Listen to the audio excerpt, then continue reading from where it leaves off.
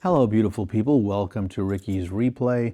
Tonight, David Bowie's The Rise and Fall of Ziggy Stardust and the Spiders from Mars from 1972. This is one of my favorite albums in my entire collection. Absolutely love it.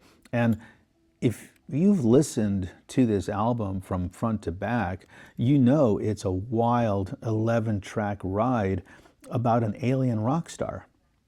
So what I did is I took the 11 tracks, I listened to the album in its entirety from start to finish, and I created my tight 6-song R-side. This is my personal roadmap through my favorite parts of Ziggy's story. So let me see what you think. Here we go.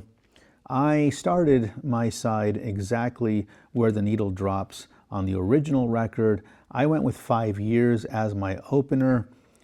You know that there's that feeling when an album just hooks you immediately? For me, it was the slow marching drum beat. It really felt like a heartbeat to me. And Bowie just paints this picture of an absolute nightmare. I mean, the world has 5 years left and people are crying in the streets, and it just builds and builds into this desperate, beautiful chaos. And it really sets the stakes really, really high right out of the gate. So right when you feel that heavy dread, you look up and I give you track 2, which is Starman. I really love the transition here because it just kind of lets me breathe a little bit. It brings in this warm acoustic glow, and then suddenly you feel there's hope. And it's like a radio broadcast from space telling all the kids everything's going to be cool, don't worry about it, and keep your chins up. And I think it's just incredibly catchy.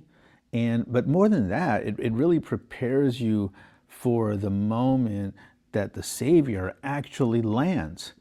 And that takes me to track 3, which is Moon Age Daydream. This is where we officially meet Ziggy Stardust. The vibe shifts, it's thick, it's sexy, and it's completely otherworldly. And I always thought from the moment I always wait for that ending where Mick Ronson just kicks down the door with this soaring legendary guitar solo that just blows the whole room wide open, and it really completely shifts the energy of my playlist. So once the smoke clears from that solo, I continue to step on the gas, and I went with track 4, and I went with Hang On to Yourself as my track 4. This one is just pure raw adrenaline. It's fast, it's a little dirty, and honestly, it sounds like early punk, before punk was even a thing. And I could just feel the sweat and the energy of a live band firing on all cylinders playing this song. And it really keeps the momentum really rolling perfectly right into the centerpiece of the entire myth. And that takes me to track 5, which I'm going to go with Ziggy Stardust because to me, the opening riff is just one of those sounds that instantly takes me somewhere else. This is really the heart of the concept, and it tells the whole tragic story of the superstar's rise and inevitable crash. It's really the ultimate dramatic peak of my R side. I didn't want to leave myself feeling down, so I had to go on a high note to end my side. So I closed things off and left with Suffragette City as my track 6. This is relentless. You know, it's a stomping wall of sound. You've got the driving piano, the heavy riffs, the iconic, you know, shout of wham bam, thank you ma'am. It's, you know, right before the song breaks wide open.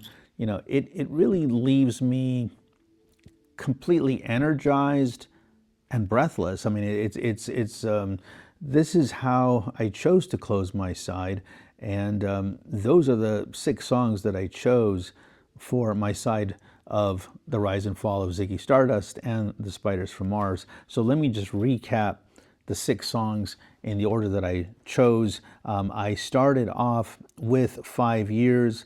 Track 2 was Starman. Track 3 was Moon Age Daydream. Track 4 was Hang On To Yourself.